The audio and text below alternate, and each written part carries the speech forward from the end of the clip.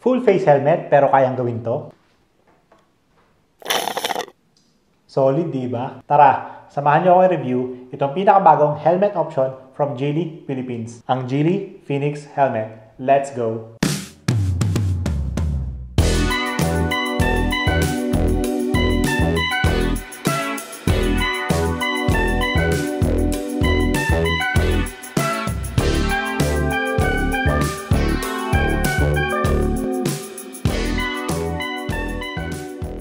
Magandang araw, ako si Jex at welcome po sa Mooncycle. Naghahanap ka ba ng bago at unique na full face helmet ngayong 2025? Tara, samahan niyo akong pag-usapan at i-review itong pinakabagong shell offering ng Geely Helmets PH, ang kanilang Geely Phoenix Helmet. Konting request lang, base sa YouTube Analytics, almost 90% po ng nanonood ng mga videos natin is hindi pa nakasubscribe. Kaya kung goods sa inyo yung gantong content, please hit that subscribe button para mas makagawa pa tayo ng mga gantong content at helmet reviews. Thank you. Yon, pag-usapan natin yung price ng Geely Phoenix. Nagkakahalaga po ito ng 3,900 pesos para sa isang full face dual visor helmet na napaka-unique, napakaganda ng design, less than 4,000 pesos para dito sa monocolor. Goods na goods. Ang maganda sa kanya, nakakabit sa kanya ngayon is itong Revo lens na. So out of the box, meron siyang kasamang extra clear lens and dual visor pa po ang helmet na to. Pero mamaya papakita ko kung ano yung unique sa kanya. Kaya ngayon, diretso na tayo sa looks and design ng helmet. Mapapansin natin, iba talaga yung itsura nito versus sa mga usual na helmets ngayon, no? Sa mga standard helmets na meron sa market. Solid ng Geely, no? Naglalabas sila ng mga helmet designs na unique, magaganda, pogi sa gantong price range. Yung mga less than 5,000, less than 4,000 helmets. Pwede nyo rin pong hanapin at panoorin yung review natin ng Geely Astral. Yun, napaka-pogi at solid na helmet din po nun sa halagang 4,800. Ito naman, mas pinababa pa ni Geely sa halagang 3,900. Meron ka ng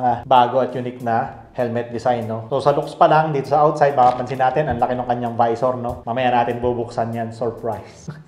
Dito muna tayo sa kanyang shell. Mapapansin natin, ang daming mga kitang-kita ng mga cuts. Napaka-aggressive ng helmet, no? Especially dito sa matte black color. Hindi ako masyadong fan kasi ng matte black, pero yung pagka-matte black kasi nito, napakaganda in combination nung Revo lens na nakakabit sa kanya. Kaya itong matte black design talaga yung pinili nating review. Solid pogi. Meron din siyang nakakabit na spoiler. Yung iba, separate pang kinakabit yung spoiler, pero kay Geely Phoenix, nakakabit na. Meron din siyang mga air vents dito. Pagkakakabit ng air vents, narito sa gilid, kakaiba din. Meron din dito sa taas, meron din dito. Magandang airflow ng Geely Phoenix na to. Maganda rin yung aerodynamics nito, sigurado. At para sa unique design ng Geely Phoenix, ito na.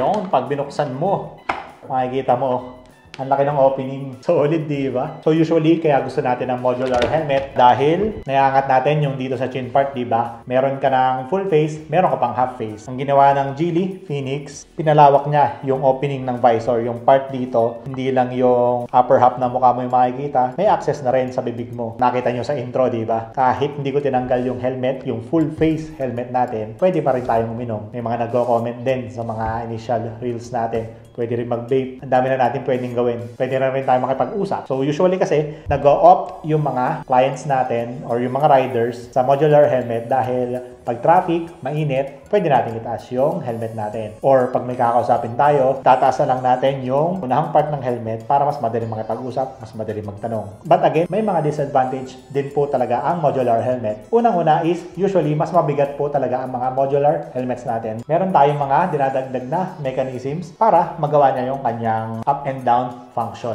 And again, yes, safe naman po talaga din ang modular helmet, pero pinaka-safe pa rin po talaga sa lahat ng helmets is yung full face helmet dahil one shell construction po siya. In cases of accidents, pag modular helmet kasi, dahil nga meron lang siyang attachment dito sa gilid na to, pwede pa rin siyang matanggal. Depende na lang sa lakas ng aksidente natin, di ba? Pero pag full face helmet, syempre, one shell construction lang siya. May mga advantages din tong ganito talagang design, di ba? Parang nakakuha na natin yung best of both worlds ng modular at full face helmet. Pero, may disadvantage ba yung gantong design? Actually, yes. Pinalitan mo ng visor element yung dito sa lower part ng mukha. Again, pag nagkaroon tayo ng aksidente at tumama dito, medyo mas fragile na yung mas malaking part ng mukha mo. Especially pag malakas yung aksidente. Yes, maganda naman po yung material na ginamit ng Geely dito at ng mga standard helmets. Naka-polycarbonate na rin to. So, good plastic na rin siya. Pero hindi pa rin natin po masasabi kung gaano kalakas yung mga aksidente na mararanasan natin. Kaya in cases of medyo mas malakas-lakas na aksidente at dito sa lower part na to tumama, medyo mas may chance na magkasugat tayo dito compared kung ang gamit natin is yung mga standard na full face helmets na may protection siya dito sa part na to. So kung tumama to,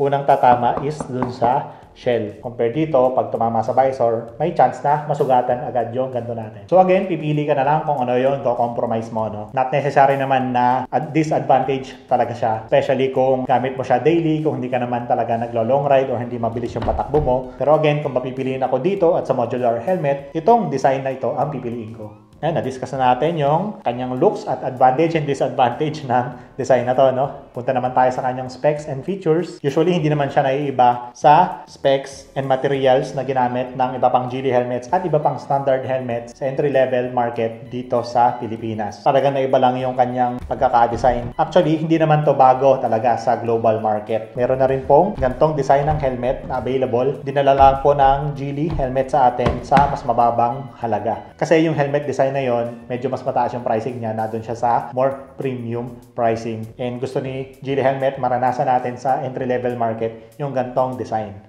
So, para sa safety certifications, unahin na natin yon. Meron siyang DOT FMVS 218 and ECE R2205. Same na mga ibang Geely helmet shells, meron siyang DOT certification and ECE certification and certified product safety from BPS. Again, ang ECE and DOT certification po na ito ay claim ng Geely helmets, hindi lang dito sa Phoenix helmet, kundi pati na rin sa iba pa nilang helmet shell. Kahit sa mababang halaga, meron siya ng mga ganong safety certifications. Yan po ang unang-una natin dapat i-consider sa helmet. Hindi lang basta yung looks, hindi lang basta pogi, dapat safe ka din. Nabanggit nga natin, meron siyang mga air vents, maganda yung airflow ng helmet na to. At kung sa field of vision naman, very wide angle field of vision talaga yung makukuha natin dito, no? Kasi nga, malaki na yung opening niya. Ang magiging problema lang natin dito is yung kanyang wind noise. Kasi mas malaki na nga yung opening, di ba? Mamaya, i-fit natin to at titingnan natin yung style niya at yung design niya pag nakasuot na sa mga ulo natin. Nakakabit sa kanya ngayon is itong kanyang Revo lens na anti-scratch. Same sa kanyang clear lens. Meron siyang dual visor technology. Na maganda na yung styling, meron pa siyang dual visor na available. Aesthetically engineered to deliver aerodynamic performance and avoid wind dragging. Locking or retention system is quick release. Padded chin strap din yan. Mapansin natin ang kanyang padding, same sa paddings na usual na ginagamit ng mga Geely helmets. Itong kanyang malambot at medyo makapal na memory foam. Ang maganda lang dito sa Phoenix, napansin natin, no? Parang may bagong ginamit na material dito si Geely. Itong kanyang faux leather dito sa baba. Maganda yung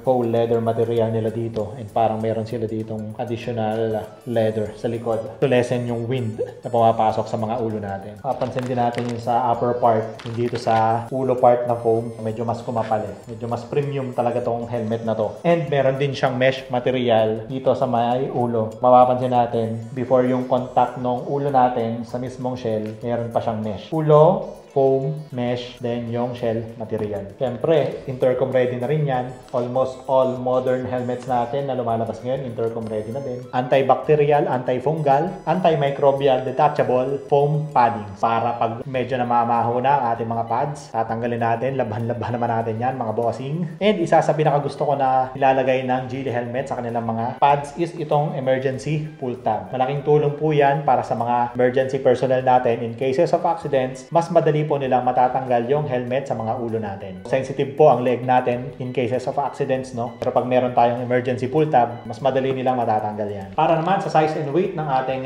Geely Phoenix, sa size medium, meron siyang 1,550 grams. Average yung kanyang weight, hindi sobrang gaan, hindi rin naman sobrang bigat. Para sa dual visor, full face helmet, goods na goods yan, no? Pero inakala ko na medyo mas magaan siya ng kaunti dahil nabawasan yung shell material niya dito, yung ABS composite material, di ba? Pero medyo pahaba kasi yung helmet eh, no? Medyo prominent yung dito sa likod niya, pampaastig kasi eh. Medyo parang humaba yung styling niya. Pero for a dual visor, full face helmet sa weight na 1,550 grams, goods na yan. Hindi na yan nakakangawit, hindi na yan mabigat. Maganda na yan pang araw-araw at maganda na rin yang gamitin pang long ride. So tara, subukan natin i-fit itong helmet para makita nyo yung itsura niya pag nakasuot na sa atin.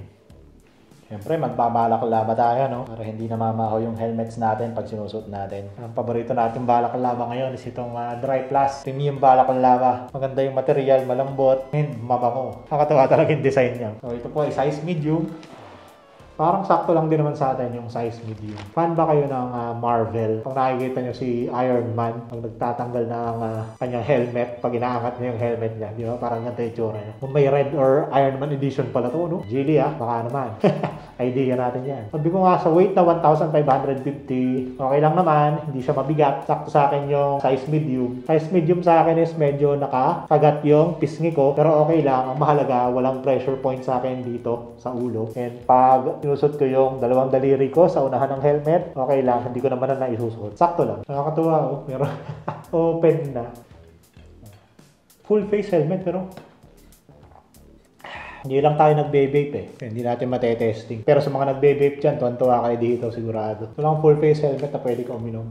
Solid. Ay, isa pa pala, no? Nangyayari na ba sa inyo yung nasa ride kayo, yung medyo biglang nakati yung ilong nyo? Pero dahil nga naka-helmet kayo, nasa gitna kayo ng ride, tapos medyo mabilis yung ride, or hindi naman kayo pwedeng basta-basta bumaba, pero ang kati-kati ng ilong nyo. Diba? Ang hirap. Ito, magdali, Nagra-ride ka ng ganyan, ang kati ng ilong ko. Yes, sir! Ang dali. Ang daling ayusin ng balaklava, ang daling magkamot ng ilong. Ayos din, no? May mga practical advantages din tong helmet na to kasi, di ba? Napaka-solid. Again, sabi ko nga, pagdating sa field of vision, makapal talaga siya. Makikita natin, malaki yung nakikita natin sa surroundings natin. Napansin ko lang pag nakataas tong visor, depende na rin sa rider yan, Ako kasi, naiinis ako pag may nakikita akong dito. Nakaangat. So, siguro pag medyo nakaganto tayo, pero usually naman, pag nagra-ride tayo, nakasara naman yan, kaya okay lang. Ang maganda rin dito sa visor pala, medyo maganda yung locking mechanism niya dito. Hindi agad natatanggal. Maganda yung pagkakalak. Kaya pag malakas yung hangin, nagra-ride tayo, hindi yan basta-basta matatanggal. Front view.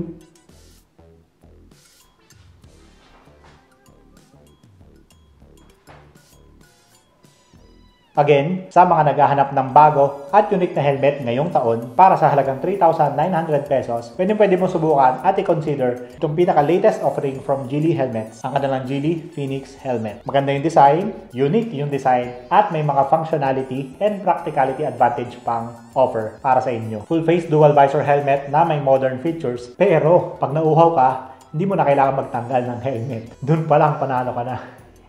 Again, maraming salamat po sa pagsama. Please like and share naman po ng video na ito. At kung hindi ka pa nakapollow, please click the subscribe button para makagawa pa tayo ng maraming content tulad ng review video na to. At kung gusto mo namang mapanood ang review ng isa pa sa unique helmet design ng Geely Helmets, ang kanilang Astral Helmet, click mo lang tong video na to. Yan.